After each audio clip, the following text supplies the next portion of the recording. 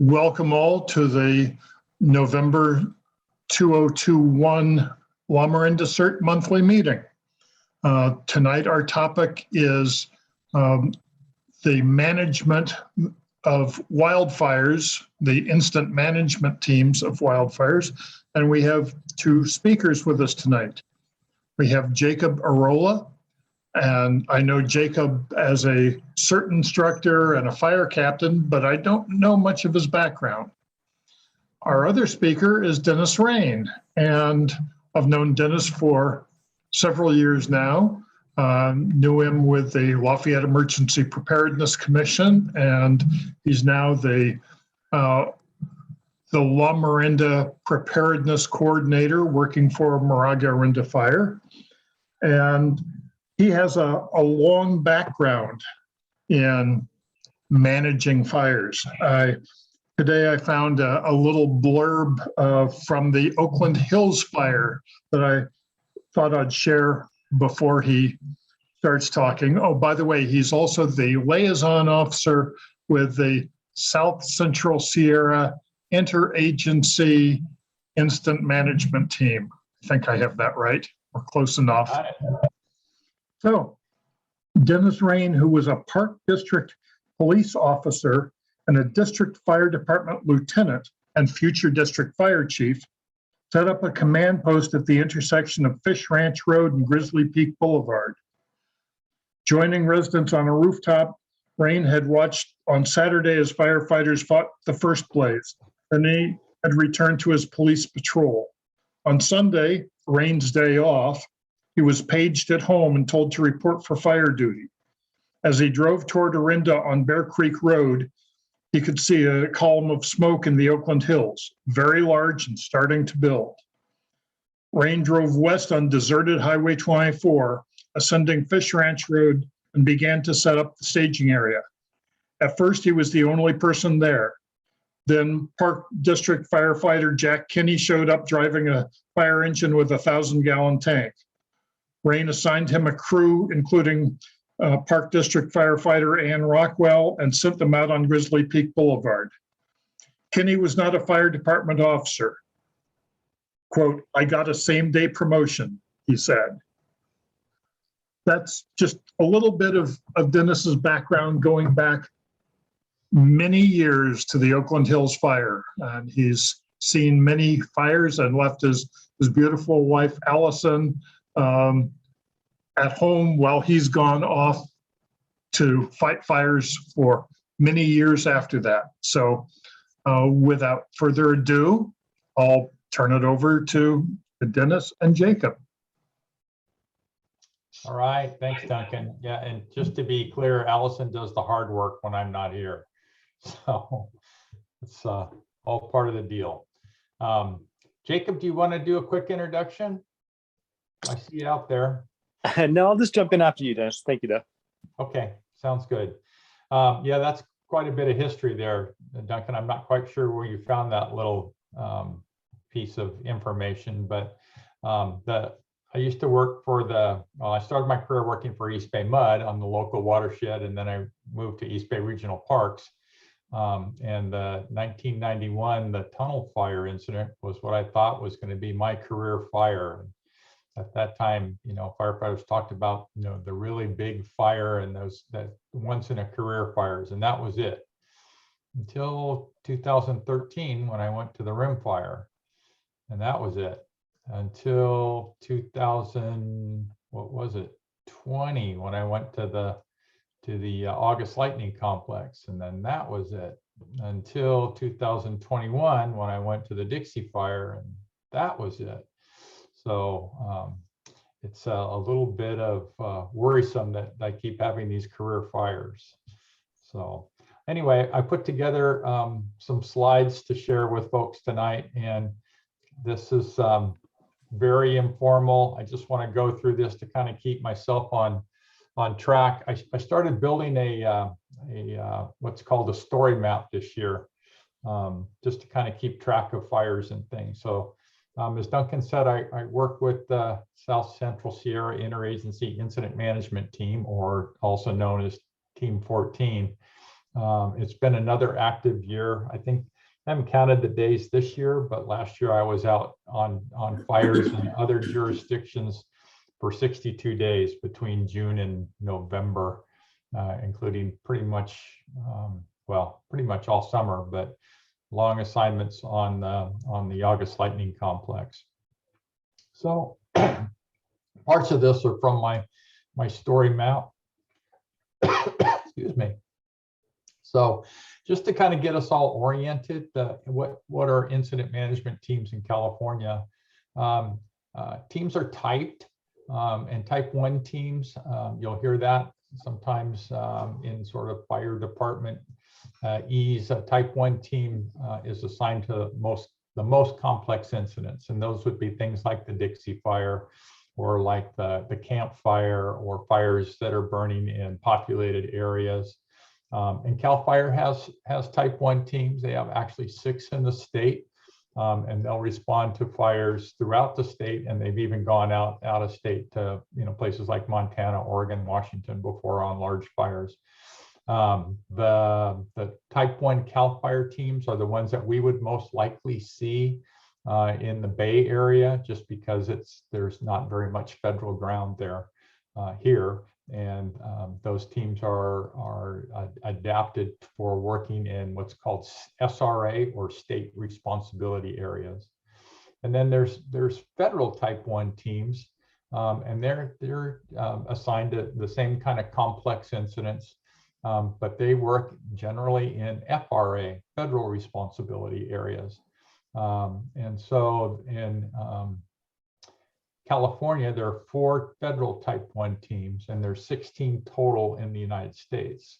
And actually our federal teams, especially type 1 teams, but type 1 and 2, I'll talk about in a minute, they're national resources. And this year is the first year since I joined the team that I'm on in 2010 that, I'll talk about this in a minute, that those teams have been pulled back and have been dispatched out of Boise by the National Interagency Coordination Center. So if you think about it, type 1 teams are like super complex incidents. They're long duration, lots of values at risk, lives at stake. They're burning in wildland urban intermix areas. And then there's a type 2 team, which is slightly less complex. And those incidents can be long duration, complex in other ways, but they may not be threatening populated areas. And there's 6 federal type 2 teams in California. So I'm on team 14, which is one of those teams. And then a type 3 team can be assigned to complex local incidents. And generally, if you think about it, you start out with a type 3 team on a fire, someplace in Contra Costa County, and it's usually composed of people that are from the area, local department people. We have a Alameda Contra Costa County type 3 team that's called the East Bay Incident Management Team. There's also a team in the North Bay that's Marin, Sonoma, and one down in Santa Clara County. And so if you remember your ICS training, the ICS toolbox is pretty much you just use the tools that are appropriate for the scale and the magnitude of the incident that you're working on. So if you think about starting an incident with a type 3 team, they can get on the ground quickly, they can get things organized, they can start to put together the plan, they can kind of get things ready for the next step up if the incident continues to grow, which would be a type 2 team, or generally in the case of a fire in the Bay Area, it would probably go a large fire like the fires up in the wine country a few years ago would generally go right directly to a type 1 team. And then as things begin to come under control and the incident scales down, maybe there's not as many resources assigned, then it could go back to a type 3 team, which is typically what we do on the federal side. So it'll start out with a local type 3 team, it'll get bumped up to a type 2 team. If things go not so well, it could be a type 1 team, and it'll go back to a type 2 team. And then finally it ends up as either back with the local unit or with the type 3 team. So it's, again, just part of that ICS toolbox where where things get scaled depending on what the needs are. So who controls the teams? If you can go to the internet and just Google gac.nipsey.gov. And there are two geographic coordination centers. If you can see the little arrow here, there's North Ops is in Redding and South Ops is down in Riverside.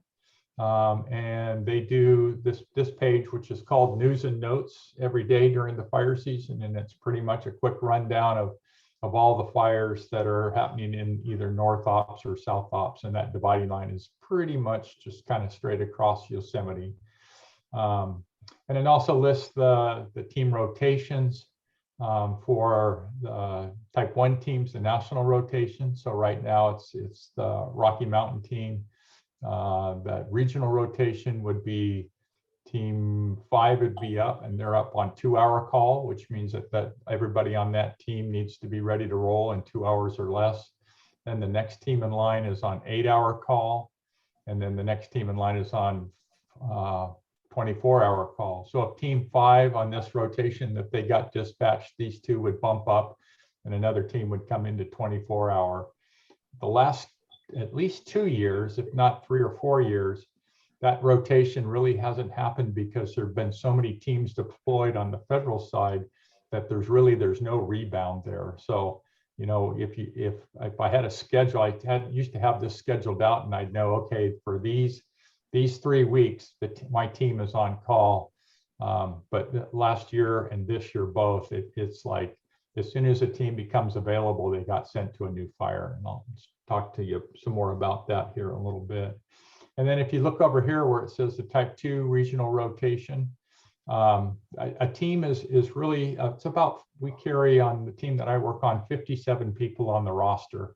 And you'll see why there's so many people in a couple minutes here.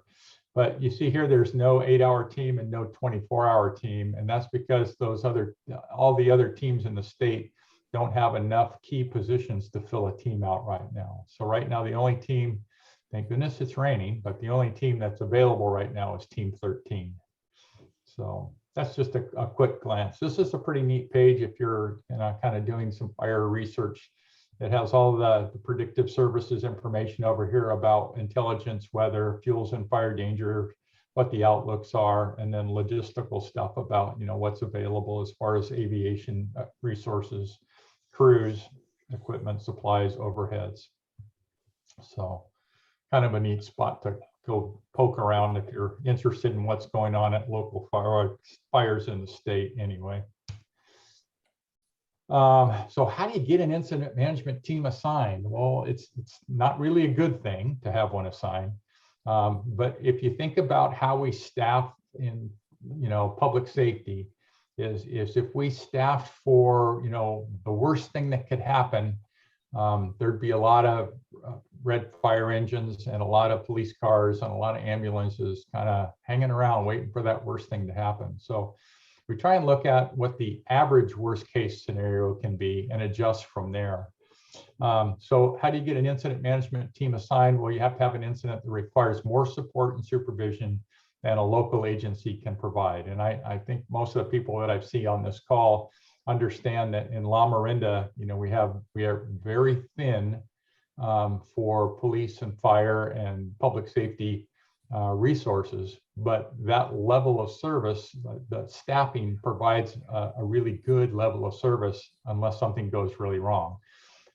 So the idea is that when we need help, we can reach out to our surrounding cooperating agencies like San Ramon Valley Fire, Contra Costa County Fire, some of the agencies over in West County, our partners at CAL Fire, East Bay Regional Parks and East Bay Mud.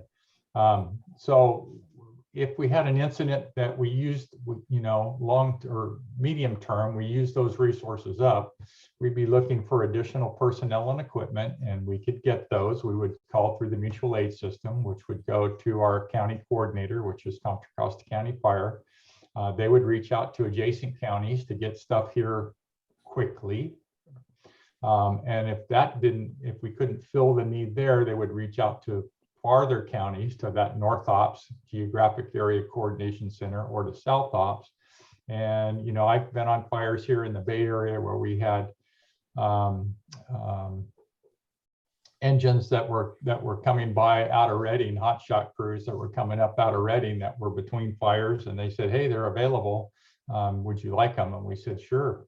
That was over in the Carquinez Straits when we had the East Bay Lightning Complex. We had smoke jumpers that came from Redding and dropped in on a fire out in behind Livermore there. So resources are out there, but for every resource you order, you need to be able to support them, not only logistically, but you have to have a plan for them to work to. You have to have accountability. You have to be able to take care of, you know, whatever those firefighters' needs are, as well as, you know, manage the incident and the community expectations.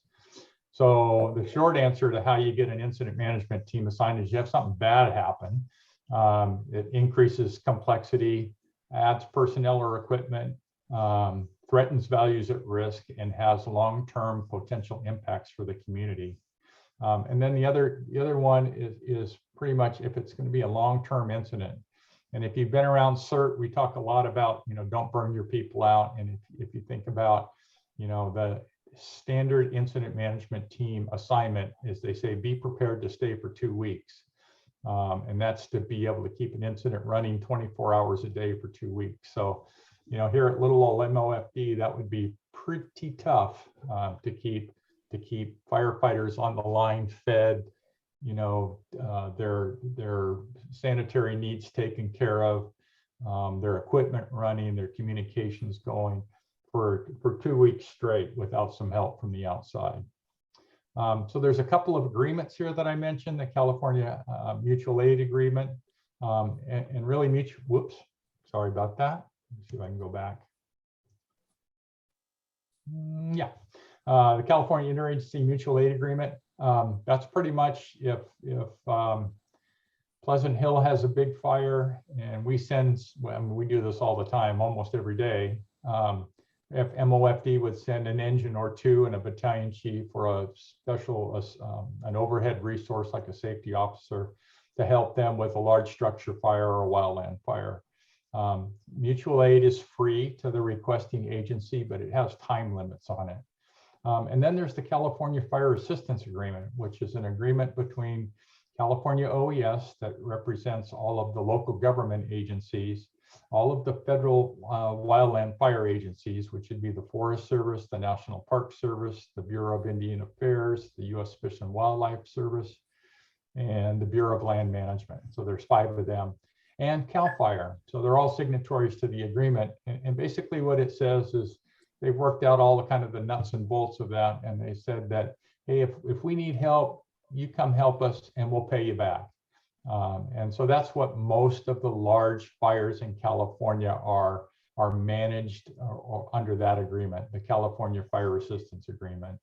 And there's a whole bunch of paperwork that goes along with it. But really the idea is if another agency needs assistance on a very complex, long-term, high values at risk, big potential impact incident, you just go through that agreement and you can get pretty much all the help that you need within reason. So it's actually, it works out pretty well. So here's my map of Lamorinda, and this is like my little animation on how we would get an incident management team here. So let's just say we have almost an 8.0 earthquake on the Hayward Fault. Yeah, probably no incident management team. But what if East Bay Mud closes the Orinda filter plant for inspection? Now we might have some trouble getting water, and the impacts of that might be significant. And now there's multiple injuries at Miramonte High School, and there's report of an office building sliding off the foundation in Orinda. And the Caldecott Tunnel, oops, is closed to reroute traffic via Redwood and Pinehurst roads into Moraga and Orinda. And trees and power lines down blocking the road to Sleepy Hollow School with 150 students sheltered in place. And wildland fire starts from down power lines on El Toinal. And Lost Valley CERT reports fire at the PG&E facility. I don't know how many more of these I go, but you get the idea that it doesn't take like one big incident. Maybe the big incident is the earthquake on the Hayward Fault, but all these little incidents make it much more complex.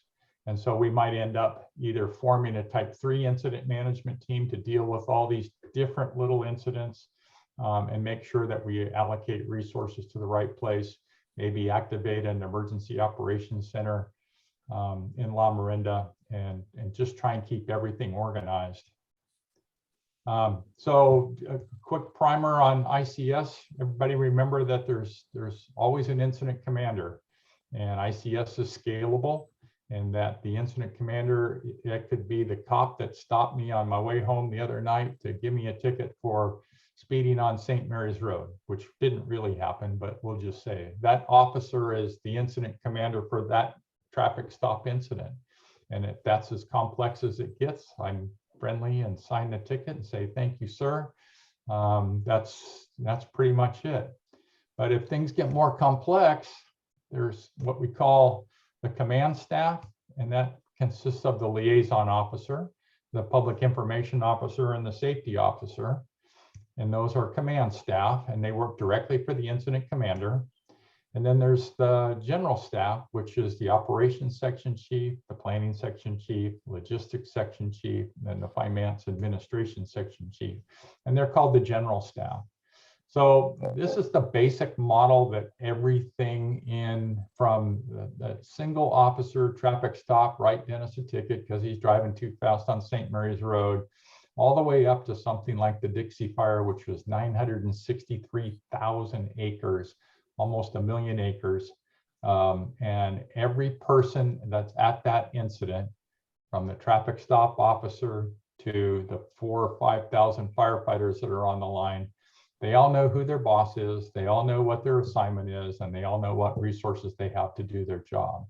And so ICS is very elegant at organizing that, and it really is a recipe for success from everything from that traffic stop all the way up to managing something crazy like the Dixie Fire.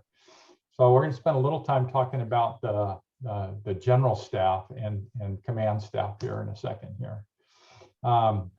So the team's made up of operations section chief, and one of the things that they do is they deal with all of the things that are going on out in the field, what the firefighters are doing, what their job assignments are. They figure out during the day what the job assignments are going to be for the following shift, whether that's a night shift or the following day's 24-hour shift. And they divide that all up and figure out how to maintain what we call span of control. And that span of control, the more complex the incident or the tasks, the smaller the span of control. It could be 2 or 3 units, or it could be 5 to 7.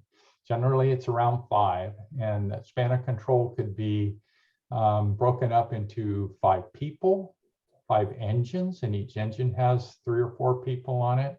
It could be 5 strike teams, and each strike team is a group of like resources, like a wildland fire engine, and each one of those fire engine has 4 or 5 people on it, and they have the strike team would have common communications and a leader.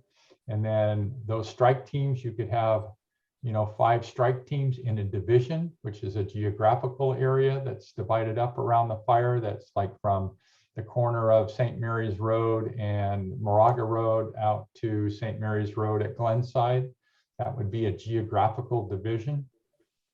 Or you could have groups, which are functional in nature, and groups tend to be things like water supply group. You could have 5 water tenders, big water trucks that go around filling up engines, and they're functional, so they can go any place in the incident just to make sure things are filled up.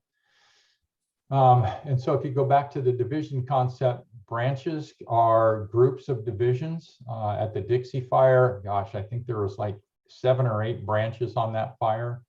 And then again, when it gets really large, you can add branches to zones. And when I was at Dixie Fire, we had an east zone and a west zone, and each one of those zones had multiple branches, and each branch had multiple divisions, and each division had strike teams and crews and dozer strike teams and all kinds of things. And at the end of the day, you say there's 6,000 people on the fire, and they were all listed on the incident action plan, which is our work plan for that shift. every day, every shift, every time their areas were lined out where they were supposed to be working. Their job assignments were in there. And at the end of the shift, those division supervisors over here, their responsibility was to make sure that everybody that was assigned to them made it out to the line. And at the end of the shift, that everybody that was assigned to them made it back to camp from the line. So really, the operations piece is really a high accountability spot. So that's the operations section. The plan section, they're the ones that work with operations to develop that daily work plan. We call it the Incident Action Plan, or IAP. Plans also has, on the team that I work in, they also support all the information technology services. And when I first started this, it was pretty much I have a shovel and I have a clipboard and I have a pencil and I have a pocket knife to sharpen my pencil, and that's all I need.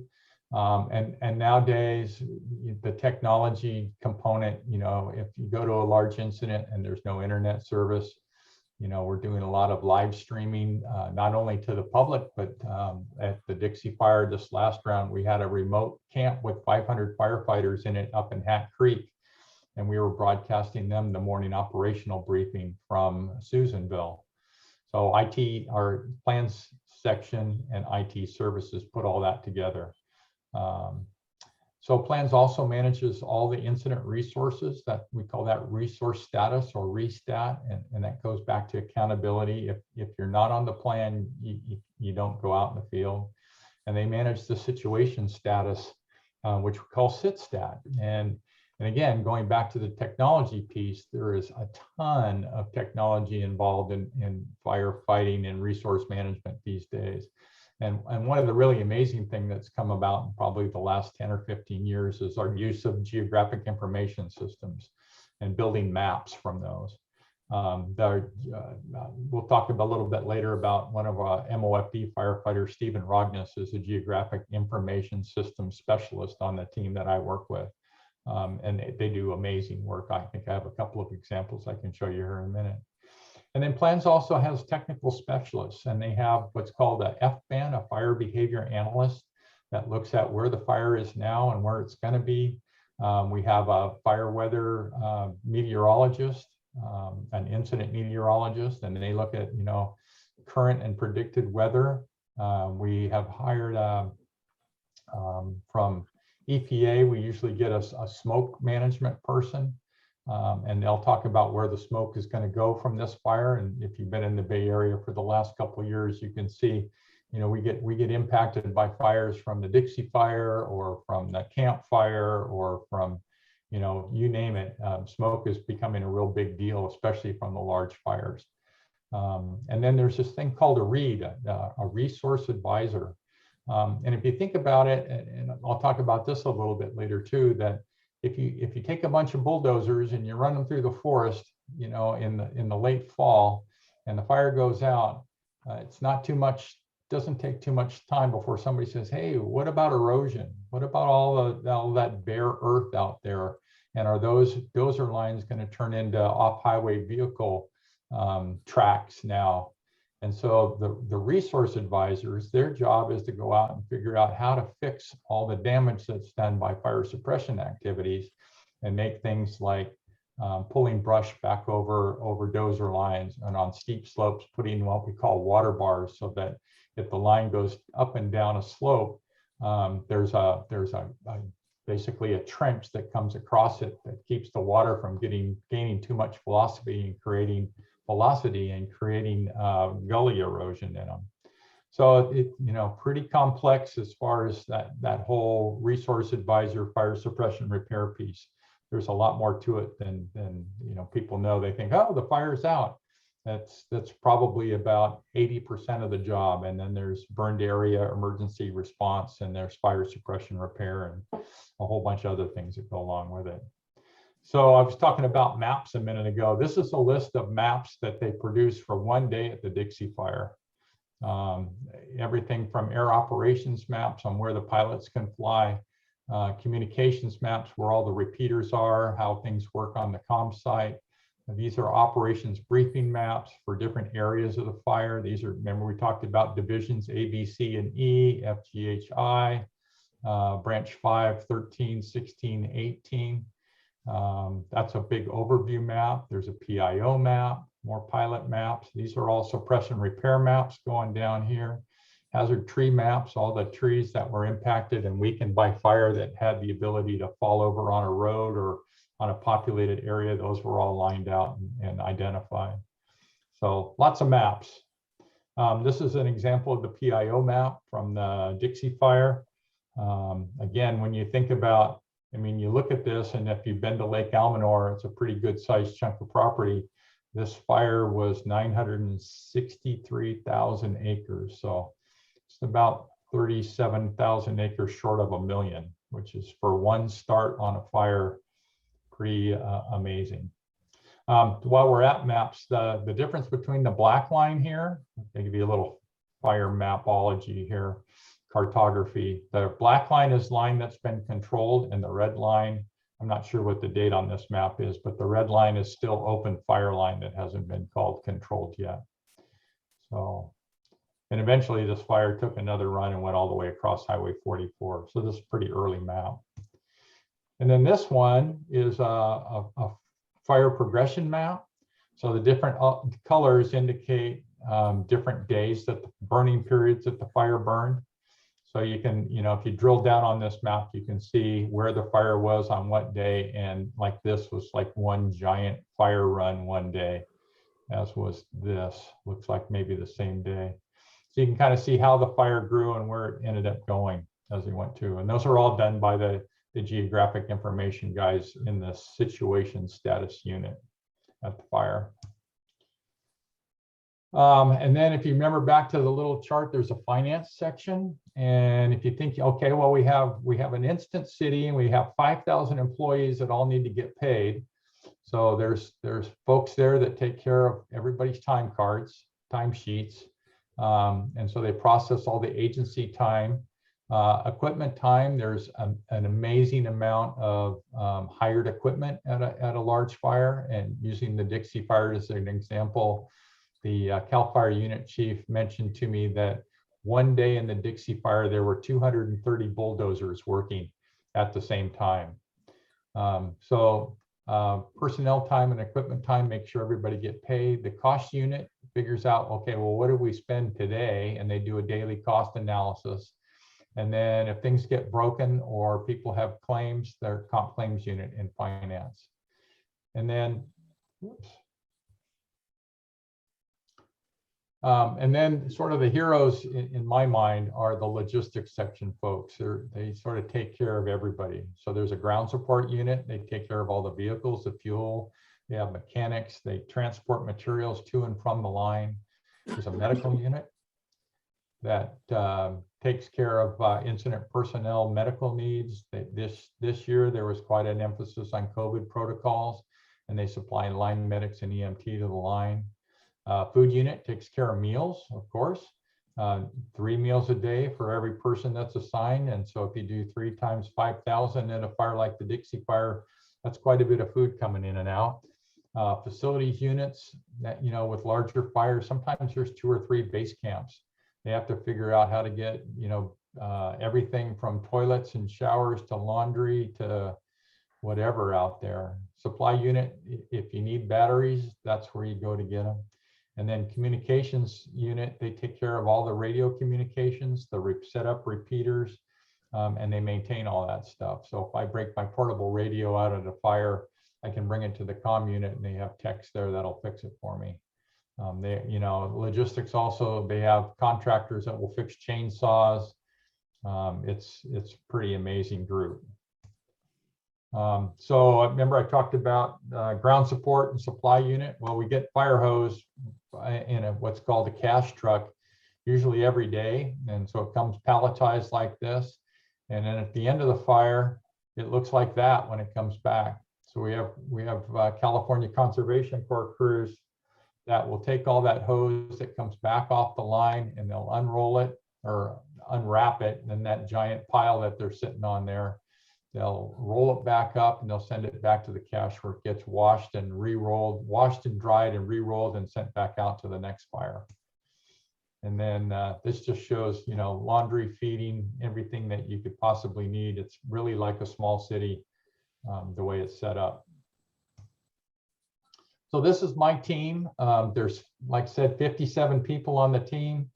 This was this last summer down at the Dexter Fire on the Inyo National Forest. If you skied at Mammoth Mountain, you might recognize the Canyon Lodge in the background there. So, and that's all those folks in that photograph are the ones that do everything from planning, operations, logistics, finance, PIO, liaison, and safety officers. So it's quite a crew, and they're from all different agencies. There's some Forest Service, some Park Service, a lot of local government, some BLM, some retired folks. It's a great group. So my job on the team is a liaison officer, and you know that as the text says, I act as the point of contact for assisting and cooperating agencies, and that's I've done everything from finding food for ceremonial buffalo for a tribal nation in San Diego County, to figuring out how to get people back into their cabins without a formal Forest Service permit at Silver Lake this last summer. So I work a lot with law enforcement on evacuation and repopulation. Other issues I'll talk about when I talk about the lava fire. That was kind of a bizarre experience. I deal with utilities, the power companies, the cable companies, phone service, telecommunications. Before we can repopulate an area, we generally like to make sure that all those utilities are secured, at least safe for reentry. They might not all be working. I'll deal with community and homeowner associations that have been directly impacted by the incident. So if there's structure damage, we'll work with law enforcement and all the other kind of partner agencies to make sure that when we can, as soon as we can, we get people back into their homes. This last couple of years, I've worked a lot with tribal governments. You know, they're basically looked at, well, they basically are. They are sovereign nations. So their tribal councils, you know, carry the same weight as our federal government elected officials on their lands. So there's a lot of things that they're very sensitive about. So I work with them. I work with a lot of environmental concerns, trying to mitigate fire suppression operations with environmental groups. I've worked a lot with local emergency management, as you can imagine, and sort of financial interests like the timber industry and other commercial interests. I work with county roads and Caltrans to try and get the roads open as soon as they're safe, and pretty much any other governmental agency, or you know, everything from the local, you know, timber mill to the list goes on and on and on. And everybody, if you can imagine, you know, a big fire comes through or it's threatening, you know, everybody has their own very important to them special interests that the liaison officer tries to get fire operations to understand what those are. And if we can't meet those needs, we try and get the special interests to understand what the limits are on fire operations. So it's really a big balancing game, and hopefully I keep both sides of that equation fairly happy. So here's how I spent my summer. I started on June 27th up at the lava fire on the Shasta Trinity National Forest.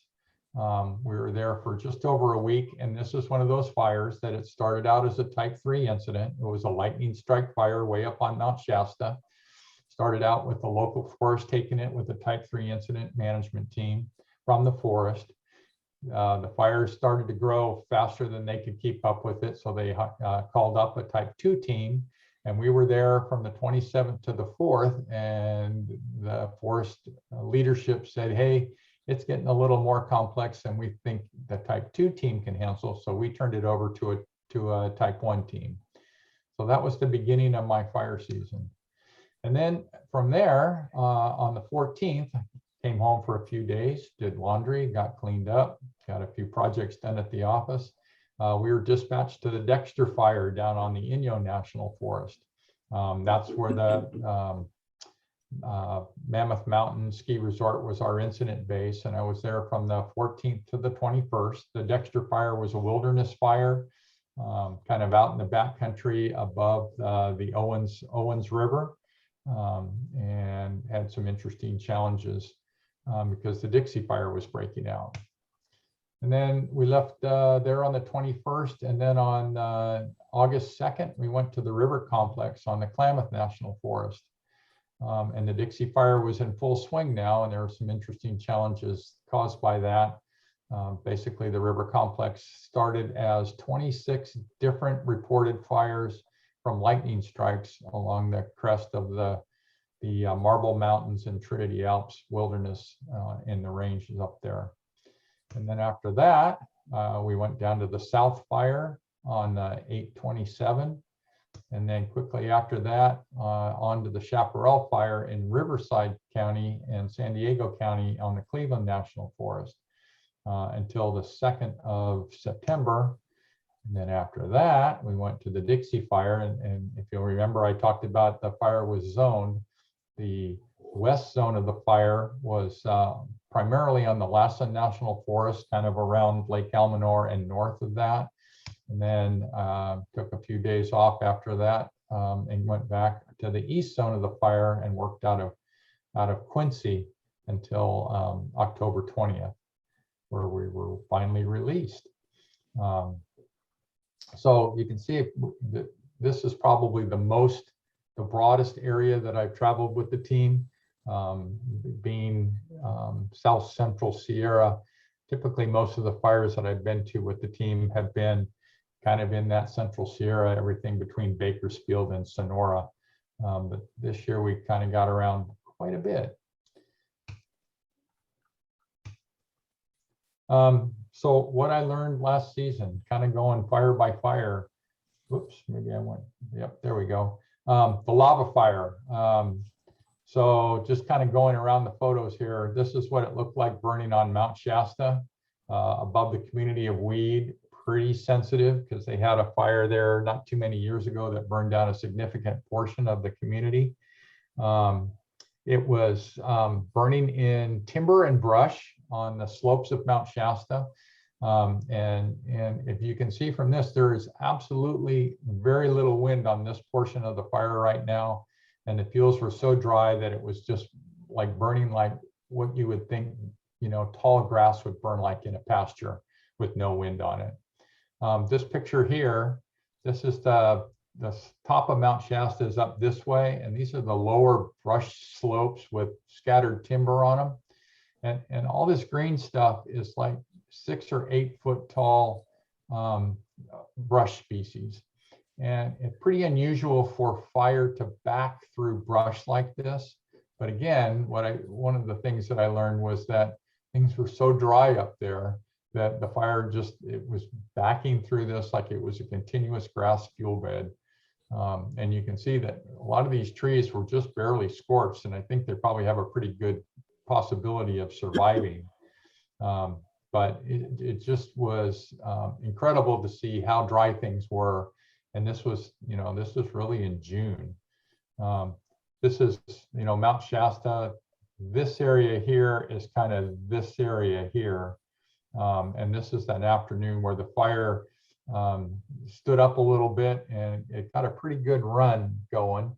And if you see this on the map here, this is the infrared map of the fire.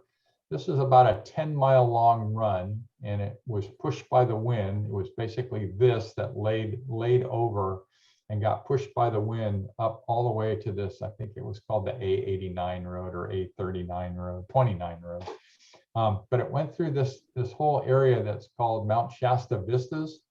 And talking with the county emergency manager and the sheriff's office, in 2010, there was maybe, you know, very few, let's just say, I'll pick a number, 15 marijuana grow houses here.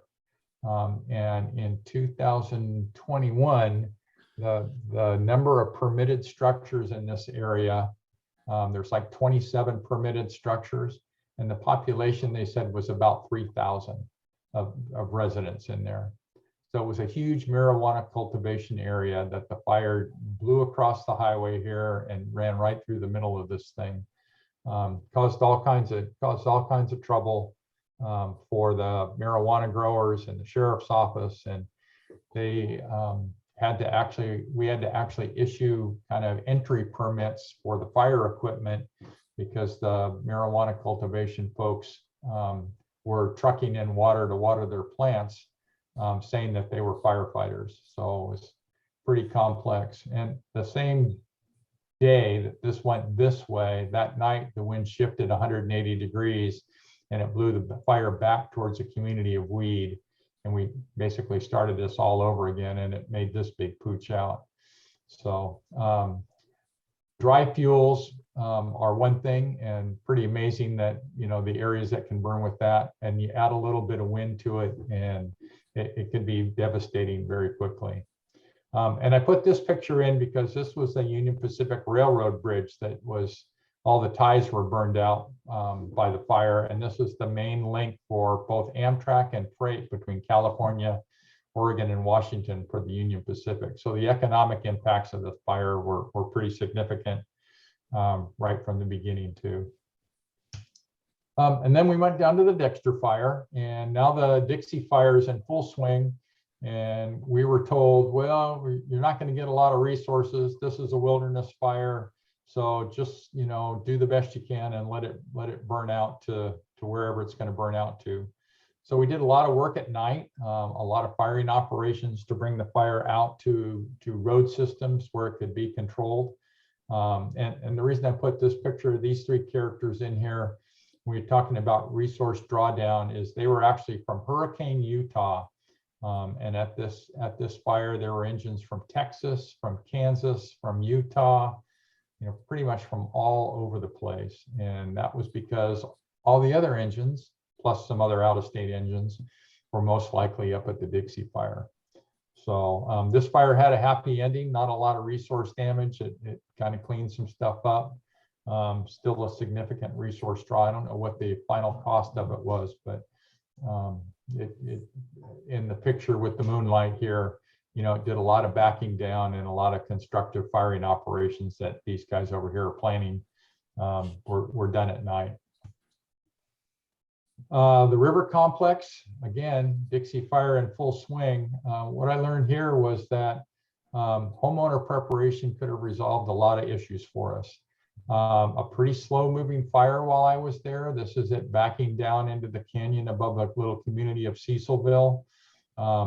But folks, you know, thought, well, there's a fire on the mountain, it'll never get here. Well, because there were no resources, we couldn't really get to the fire. There weren't enough fire resources to kind of get up those mountains and figure out how to cut it off.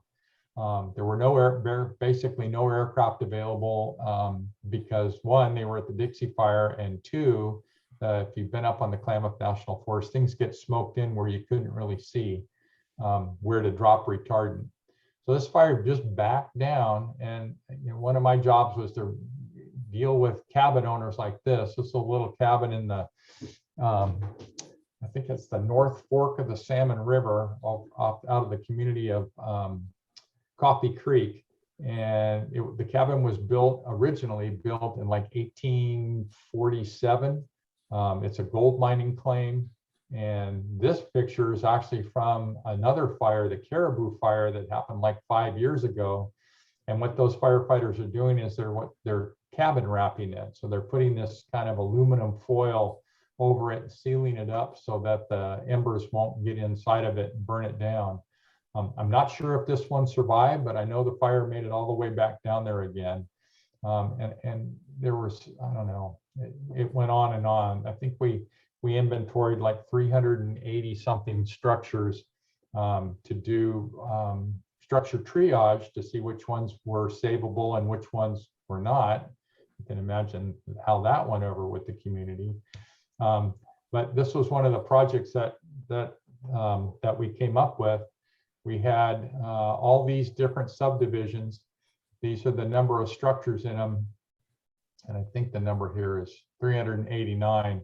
So for each of those structures, we went out and took photos of it. We did a kind of an inventory of it. You know, is it occupied? How many outbuildings? What kind of shrubs are around it? Does it have defensible space? You know, power, all these things, and what we need to defend it. And that ended up on this map book. And because none of these structures, they're all out in the wilderness, basically, that none of them had addresses, we ended up using these maps to navigate around, and the firefighters on the ground were saying, hey, can you meet me at number 17? And that meant, you know, page 17 of this book. So they would go that and they'd have a photograph of it. So between the staff that I was working with, we did almost 400 structures around the fire, and inventoried them in hopes of being able to move our resources that were slim around from one area of the fire to the other just before the fire got here and do the structure preparation. So that was quite a project. Let's see.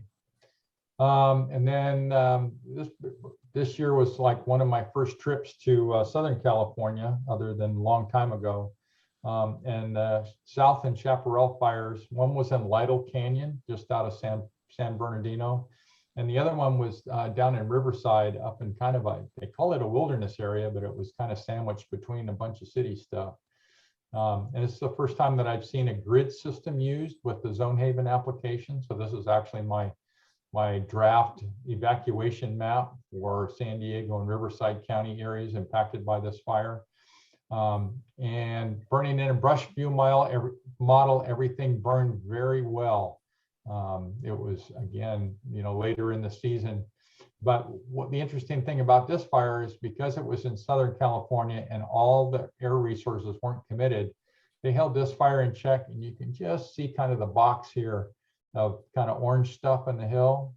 They checked this one up with retardant, and I don't know how many loads of retardant they put around it, but a lot. And that was able to hold it until the firefighters could get up there and push their lines in. So the moral to that story was if you got a lot of air tankers that are sitting on the ground close to your fire, that it could be very helpful. Air tankers don't put fires out, but they do slow them down enough to where you can hopefully get the ground resources in to take care of them. And then I put this photo in. This is Riverside County emergency management folks. This building came on a trailer, and they just dropped it off in the parking lot at the park that we were set up in. And it was actually a pretty nice office, air conditioning and good electricity and internet and everything. So I'm going to ask Chief Winterker if he'll buy me one of those for Christmas. We'll see. And then lastly, the Dixie Fire, 963,000 acres, 2 zones. You know, one of the things that I learned, it was pretty sad that there was a lot of damage from people trying to do the right thing and put the fire out. A lot of dozer lines that were just huge and amazingly destructive that the fire just went right over. You know, when a fire is spotting a half a mile to 3 miles ahead of itself, putting in a 50, 60, 100-foot dozer line didn't really impress it very much. The other thing that was interesting is I spent a lot of time dealing with folks whose homes were burned, mostly recreational cabins, except for the community of Greenville. But there's a lot of hazardous materials that were left over, especially with these older structures. There's a huge amount of asbestos in them. So we had the California Department of Toxic Substance, can't remember what the last word is, but anyway, they came up and they were at the Dixie Fire for probably 2.5 weeks, and they were hurrying through everything. And if you can see here, there's some pink marking, and this is their initial assessment where they went through and they found things like, you know, heater duct, old heater duct, or wood stove flues that had asbestos in them, and they would mark them. And this was their primary survey. And if they found too much of it, they just, you know, say, okay, well, that's good. This has got to wait till the secondary survey to come back and get all this stuff remediated, which really meant scraping it all up, bundling it all up and taking it off to a toxic waste dump. And the sad thing was, or one of the important things was, is that people thought, oh, well, I'm going to go to my house, like this, which is super unstable, and I'm going to sift through what's left and try and find, whatever, the silverware or whatever. And really, they were exposing themselves to all kinds of health risks when they did it. The other interesting thing about the West Zone assignment is 67% of Lassen Volcanic National Park burned. And so we were dealing with some pretty significant issues around the Park Service and they have a whole different sort of fire suppression repair plan and how they're going to remediate and try and mitigate the impacts of the fire within the national park. So let's bring it home. Lessons learned for Lamorinda. Hopefully everybody here gets it that fires are getting larger and they're driven. A lot of them now are being driven solely by the fuels out there. It didn't take much wind to get them going.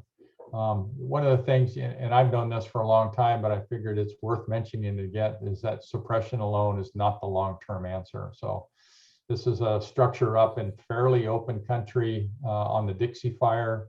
And this is good old MOFD burning brush up on Estates Drive. This is super destructive. I think we in the 2 days of burning up there, we've been able to move a bunch of fuel that hopefully would keep a fire from coming out of this canyon and overrunning Scenic and Estates Drive in the Orinda area. So any fuels management, whether it's pile burning in inaccessible areas or the chipper programs that MOFD and City of Orinda has, they certainly are worthwhile, and they give us a huge leg up when the weather's dry, the fuels are dry, and heaven forbid the wind is blowing. If you look at this, I threw this slide in. Here's the 2020 stats. The August complex is, and when you call a fire a complex, it's usually it has more than one ignition point. So the August complex was again another lightning caused fire, and I don't remember how many different ignition spots they were that they all burned together. But that was over 1 million acres in 2020. In July of 2021, the Dixie Fire, 963,000. 2018, the Mendocino complex. 2020 again, the Santa Clara unit, that's our home country, that Contra Costa, Alameda, San Joaquin. That was almost 400,000 acres. The Creek Fire, I spent quite a bit of time down there last year. September 2020, the LNU complex, August 2020, the North complex, August 2020. So the reason I put this in is if you go, the oldest fire in the top 9 is October 2003, and everything else is like since 2017. So, the statistics are there that the large fires are a recent phenomena. And while I don't wish this on Lamorinda, I just think that every little bit that we can do is going to make a big difference for us. And then this is kind of the spread of fires for 2021, 2.5 million acres, 8,200 incidents, 3 fatalities, and 3,629 structures were lost in California from wildfire last year. And then this, again, you chunk along here since 1950, things are pretty steady. And then here things start to increase in 2010, 2011, and here's 2020. And 2021 is back down in here someplace, but we certainly had some very destructive fires in 2021. Oops. And so, a lot of people have asked me about, well, what does MOFD get out of sending folks out on these incident management team assignments?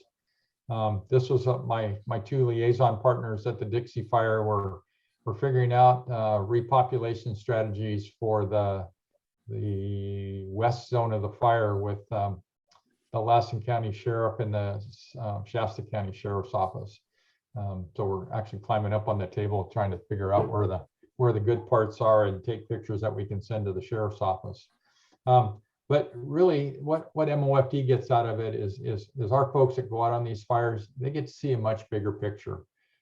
They get to see large incidents. They get to see, the damage that a big fire can do. They get to work in that environment and be part of that team.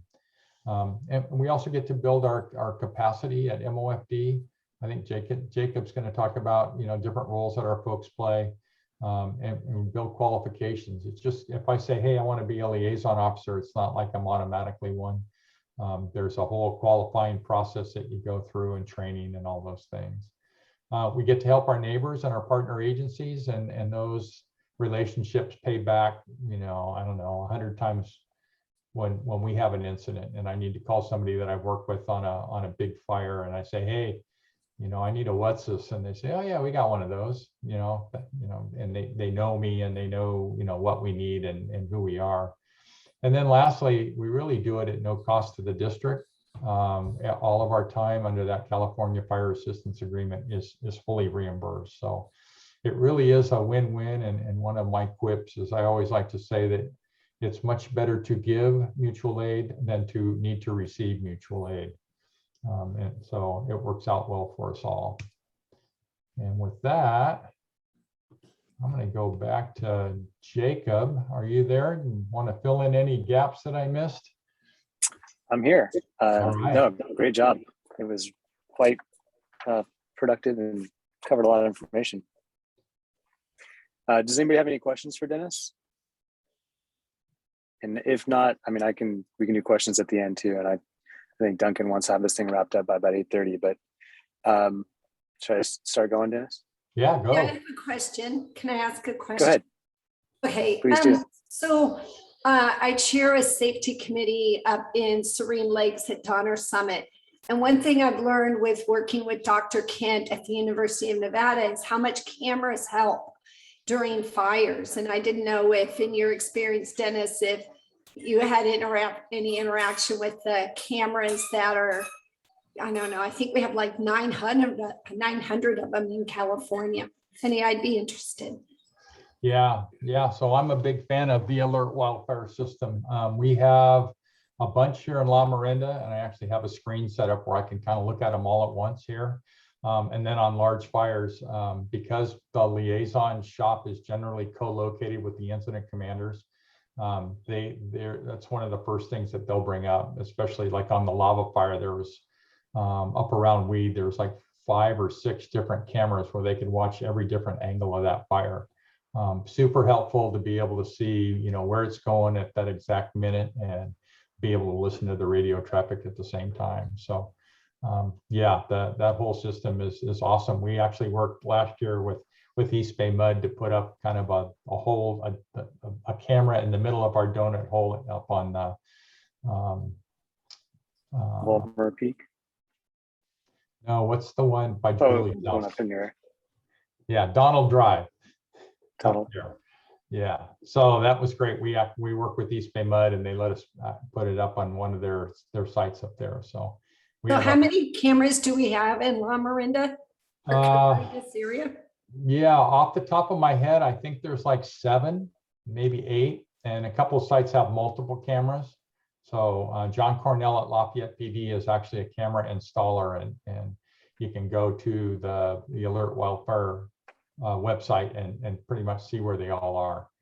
So it's a great system. Not only does John install them all over the Bay Area and out of the Bay Area, but Lafayette PD has a portable rig. It's a trailer with an Alert Wildfire camera on it.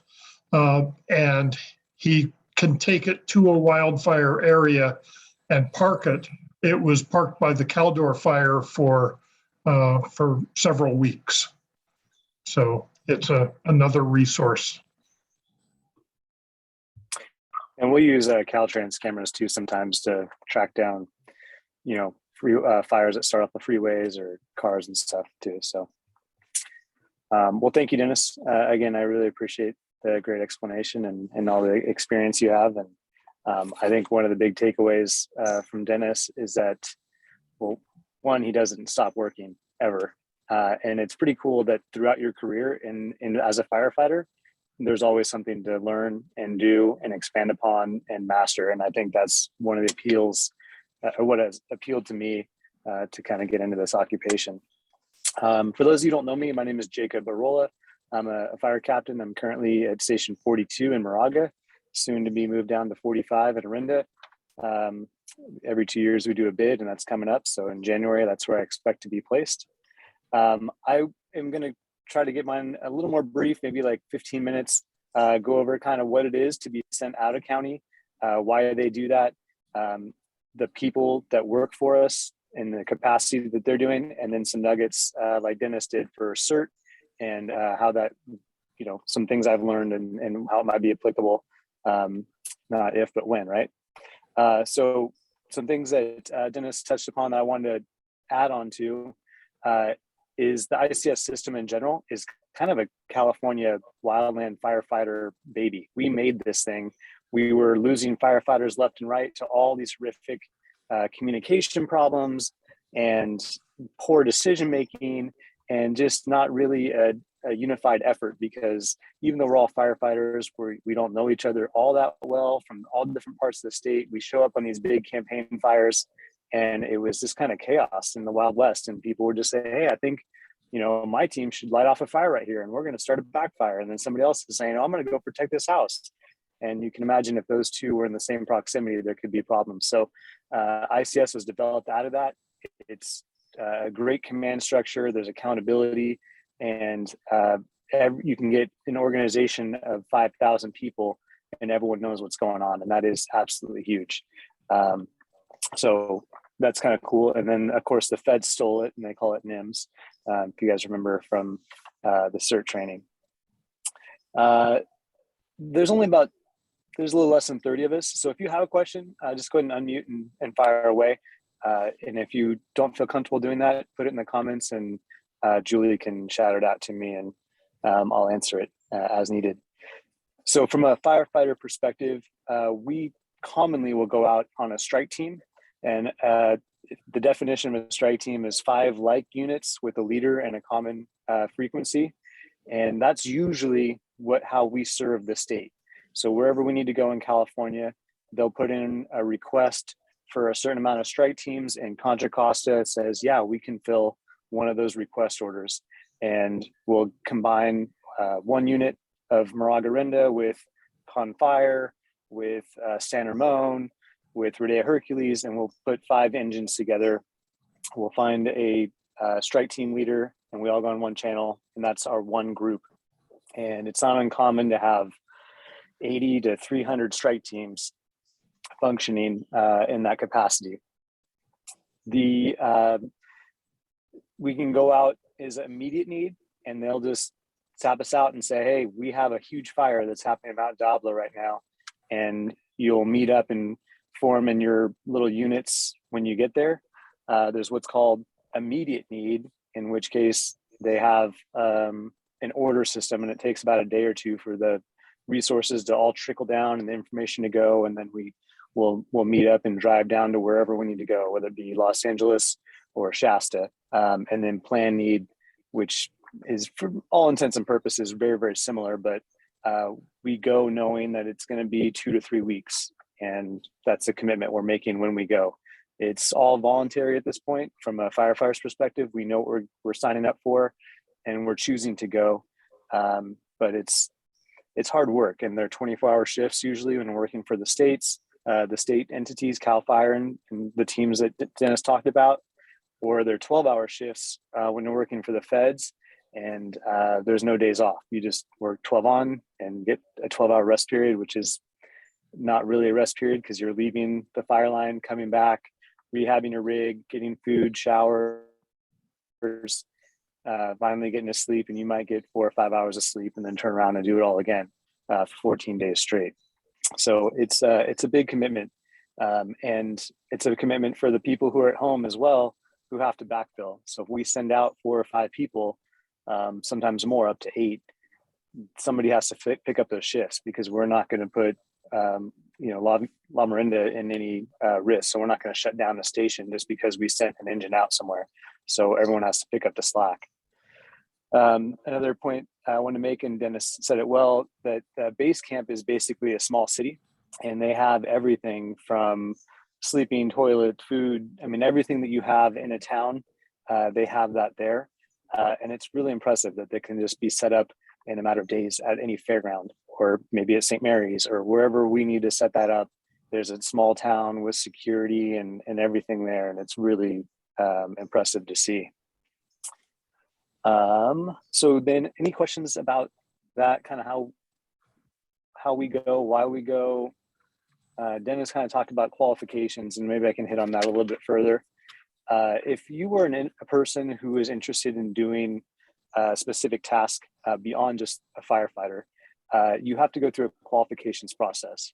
And that process includes an educational component as well as an experience component. And much like you would in any other job, right? You don't want somebody who is only educated in the theoretical stuff and has no real world experience. And likewise, you don't want somebody who has some real world experience, but no really good education. They just kind of get by and do it and make it happen, kind of street smarts, but you want a little bit of both, especially when it comes to safety. And so we'll go through and take classes throughout the year, usually in the wintertime more offered. And we take those educational classes, and then we can start a task book and go through and get the actual experience documented. And then that'll go to a peer review process to actually qualify someone to do some of these jobs. So the more responsibility you have, the higher level of experience, and they usually build on each other. So like Dennis talked about, if you wanted to be a division of a fire, that doesn't seem like that big a deal. You just have a little piece of the pie. But in order to do that, you had to have about 7 or 8 jobs that got you to that qualification process. So it's really important that we have a peer review system set in place, so that way no one can just get into these jobs because they thought it'd be fun for a day, or their buddy is really good at it, and so he said, hey, you can do it with me. You really need to have a qualified people because lives are at stake. So that's something I'm really proud of, that we're able to do that, because accountability and transparency is sometimes difficult this day and age. So of the 51 people in Moraga-Orinda, I can speak to our district, I can't speak to Confire. We have somebody that does communications. We have GIS, as Dennis talked about, with maps. We have liaison officers. We have people who are going to be doing division group soup, which is a pretty big position, and that's usually only done by people within a team. We have multiple safety officers, which that's what I do as well, and it's kind of a cool position because if you remember from the basic ICS, you work for the IC directly. And so you kind of are autonomous out there, and you get to make your own decisions, and you can bounce it off of other people that you're working with, but you don't really answer to a division or a group or a strike team leader. You kind of have your own authority to make really good decisions because it comes down to safety. As well as we have a PIO, which is public information officers, and tons of strike team leaders, task force leaders, and a Med-L medical unit leader. So from a group of 50, we have a lot of people who are in a lot of different realms. And I think that at a state level, for being a small district, we have a lot of notoriety for being involved and kind of knowing our stuff, if you will. So that really helps us in networking. It helps us when we are going to need help in the future at some point. And it's nice to have those connections. Any other questions that have come up? Gordon, you always look like you have a question for me, but you don't right now? Well, no, I didn't have a question, but I'm glad that Dennis mentioned the GSU guys, because up until recently, I'd worked for CAL FIRE during the fire season for 20 years, a couple of years more than that, I guess. But the great thing about that is what Dennis said, is he likes the GSU guys because they are really the support of those troops that are in the field. And but in GSU, at least I found, that we're able to work with everybody there. There was a list. We worked with the medic. We worked with the helitack crews. Obviously, the shop area with ground support. We used to move transmissions for trucks that needed repair out in the field, water pump, stuff like that. So it's just one big team effort, no matter how you couch it.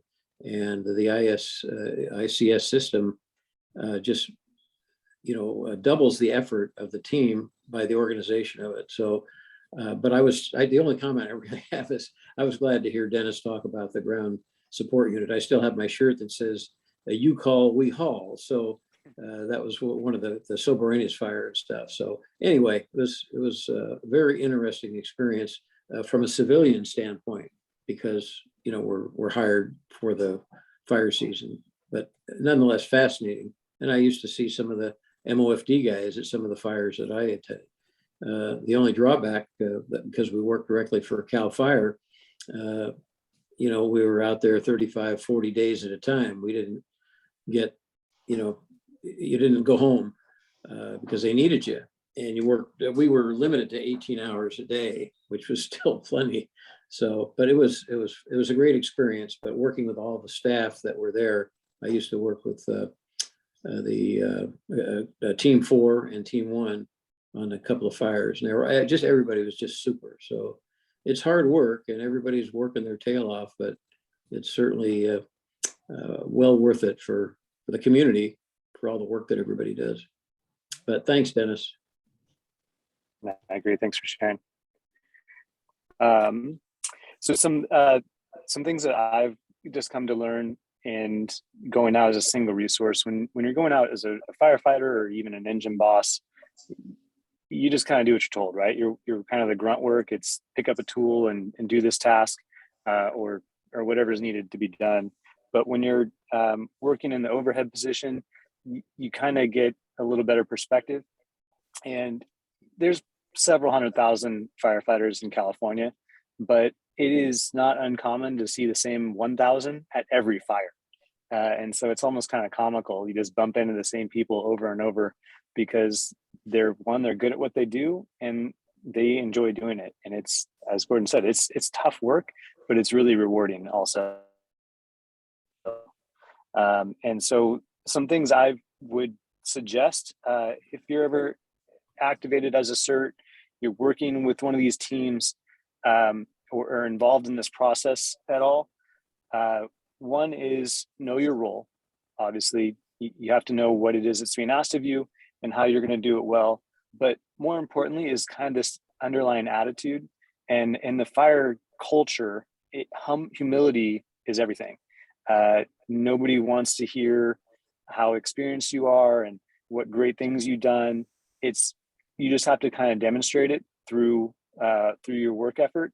And that is what's been really a take home for me, because seeing the guys that are, let me talk about myself, they don't make a lot of friends, and they're not very effective in the culture that's out there. The best thing you can do is just work really hard, demonstrate that you're responsible, that you're a hard worker and trustworthy. And that's been the biggest thing for me to be successful. As a safety officer, operations and safety, and in maybe some of your lines of work, you can understand as well. If you've had to call OSHA, that's never a good feeling. And you're always kind of worried, is OSHA going to, shut me down? Is there going to be discipline? Is there going to be this and that? And similarly, operations that need to go do this work and try to do it as effectively as they can, they might kind of have this same issue with safety to say, are you here to, give me a hard time about my plan? Or is there going to be some issue that's going to come back and, tarnish my reputation or something like that? So to show that we're all on the same page, like Gordon said, we're all here to work together, the commonalities, that's really where it gets down to just being a trustworthy person that says, no, I'm genuine. We're all here to make everyone go home and put this fire out. And I think that attitude really carries a lot of weight in that arena. A couple of notes I had here. Interacting with people from all over the country. This will be the last little anecdote I had. It's interesting. Dennis said, there's people that come in from Montana. And when I was on the Rim fire, the very first day, the first fire I'd been on, and this is maybe 2 weeks into the fire, and there's people from all over. And it was, I don't know if you remember, it was kind of a political fire because Hetch Hetchy was threatened. There was, San Francisco units were being sent there almost, I think, by the mayor, just said, go protect our city property, because they actually own, it's San Francisco city proper up there, which is hard to think about, but they own it and they protect it. And so there's all these weird facets happening. And the guy gets up and says, hey guys, we need to keep the sexual harassment down to a minimum. And my jaw just dropped. And I was just like, I don't understand. But in different parts of the country, there's different levels, I guess. And it was quickly the next morning, it was clarified, like, none. California, there's none. Everyone's on the same page. And it was just like one of those things where I was like, okay, so we're working with a vast variety and a really big mix up of people from all over. So that was one of the things I'll never forget, just because I was very much surprised. So I did my 15 minutes. I wanted to make sure I turn it back to Duncan with time and respect you guys' time. But really, any questions that have come up, Dennis is here also.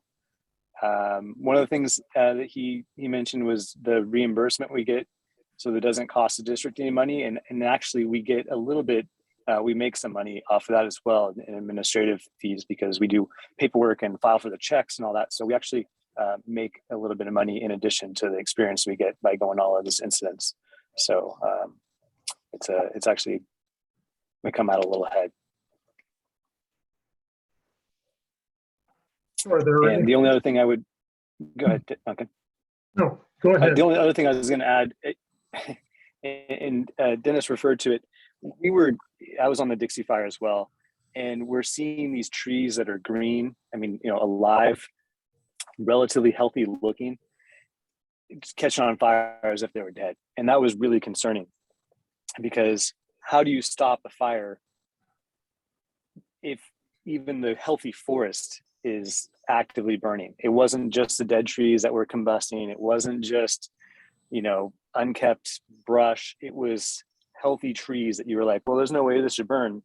And it would just torch off right in front of you. And it's like, that is just a very concerning situation. And I've never been so appreciative to have rain in this last month or so to say, oh my gosh, do we ever need it? Because it was very concerning. And, to the point where even seasoned guys that have been doing this for years and years and years just couldn't anticipate that, because it's just, it broke our brains in essence. And so one of these on the Dixie Fire, I had to throw in about 7 or 8 guys in the back of my pickup and kind of drive them down our escape route to the safety zone, because it just happened quicker than we could fathom. So that's all I got. Thank you, Jacob. Are there any questions for either Jacob or Dennis?